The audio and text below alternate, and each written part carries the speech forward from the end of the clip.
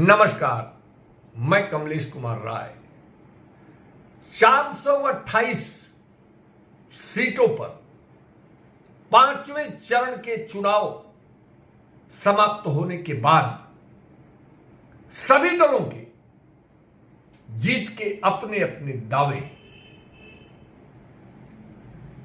भाजपा के नेता और गृह मंत्री अमित शाह ने जहां दावा किया है कि एनडीए को 310 सीटें मिल चुकी हैं, अब 400 पार की लड़ाई बाकी है, वहीं इंडिया गठबंधन के अखिलेश यादव का कहना है कि पांचवें चरण के चुनाव खत्म होने के साथ ही यह निश्चित हो गया है कि एनडीए को 140 सीटों के लिए 140 करोड़ जनता तरसा देगी। वहीं दिल्ली के मुख्यमंत्री अरविंद केजरीवाल का दावा है कि 4 जून को निश्चित रूप से नरेंद्र मोदी देश के प्रधानमंत्री तिबारा नहीं चुने जा सकते। वहीं उत्तर प्रदेश की राजनीति में एक तीसरा पक्ष भी मजबूती के साथ मैदान में डटा है, वह है बसपा सुप्रीमो मायावती का। हालांकि इस चुनाव में मायावती की माया क्या है, इस पर चर्चाएं चरम पर है। लोग जानना चाहते हैं कि आखिर मायावती बसपा को लड़ा रही है या बसपा को किसी दूसरे के द्वारा यानी दूसरों के इशारे पर लड़ाया जा रहा है। भाजपा की बिछाई जाल में क्या मायावती फंसकर भाजपा की लिखी स्क्रिप्ट पर सहयोगी भूमिका के रूप में मायावती खेल में शामिल होने पर मजबूर है। यह सब इसलिए करें जोरों पर है कि जिस ढंग से मायावती के द्वारा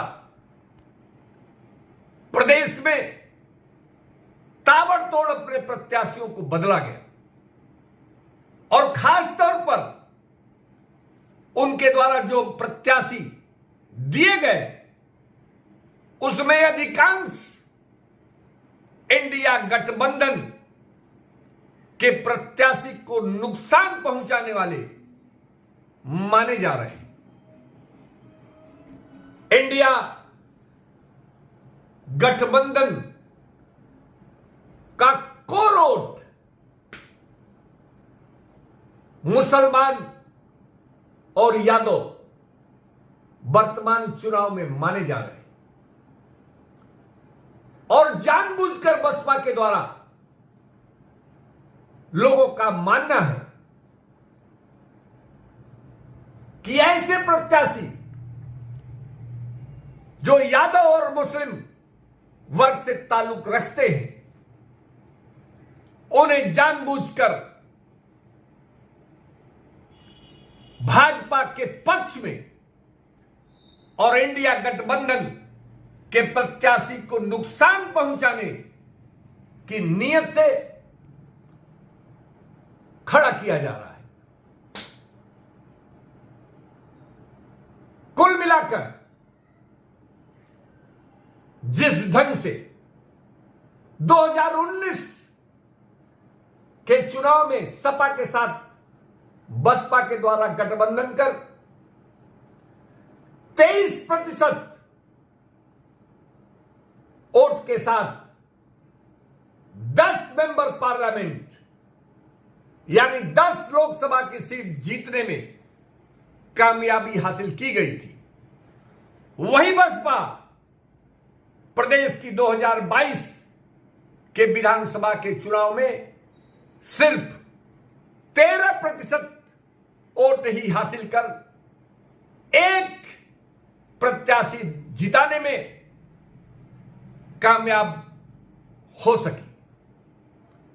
अब सवाल उठता है कि 2024 में मायावती क्या 13% वोट को अपने साथ इंटैक्ट रख पाने में सफल होती हैं, या फिर उनके वोट भाजपा और इंडिया गठबंधन से जुड़े प्रत्याशियों के साथ छिटकते हैं।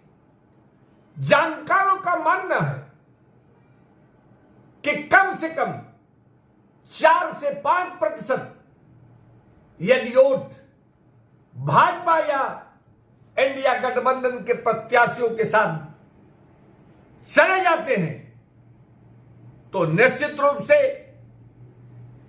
इसका असर चुनाव पर अलग देखने को मिल सकता है।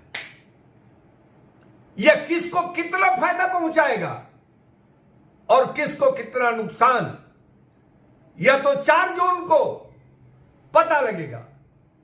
लेकिन फिलहाल बसपा अपना अस्तित्व बचाने में कामयाब हो पाएगी या नहीं, यह देखना महत्वपूर्ण है। जिस ढंग से मायावती के द्वारा अपने भतीजे, जिसको उन्होंने अपना उत्तराधिकारी, राजनीतिक उत्तराधिकारी घोषित किया था और उसे लगातार तमाम चुनाव में उनके चुनाव प्रचार के लिए उन्हें भेजा जा रहा था, यानी उनके कार्यक्रम लगाए गए थे, उस आकाश आनंद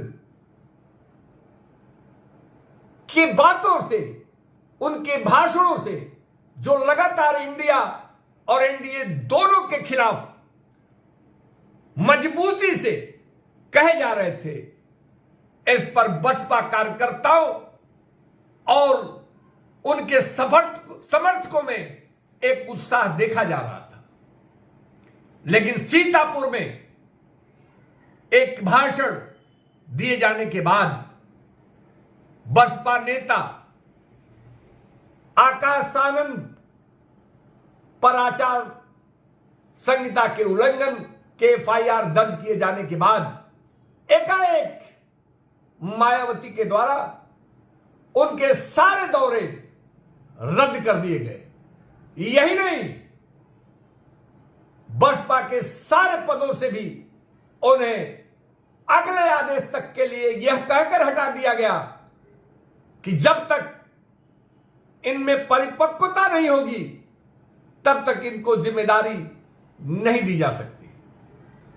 कुल मिलाकर 2024 में हो रहे लोकसभा के चुनाव में कम से कम उत्तर प्रदेश की राजनीति में बसपा की हैसियत को नजरअंदाज तो नहीं किया जा सकता, लेकिन बसपा खुद के लिए कितनी बेहतर स्थिति बनाने में कामयाब होगी यह तो चुनावी रिजल्ट के बाद पता लगेगा। लेकिन वह भाजपा या इंडिया में किसको कितना डेंट इस चुनाव में पहुंचाएगी यह भी देखना दिलचस्प होगा। उपभोक्ता मंच के लिए आज बस इतना ही। नमस्कार।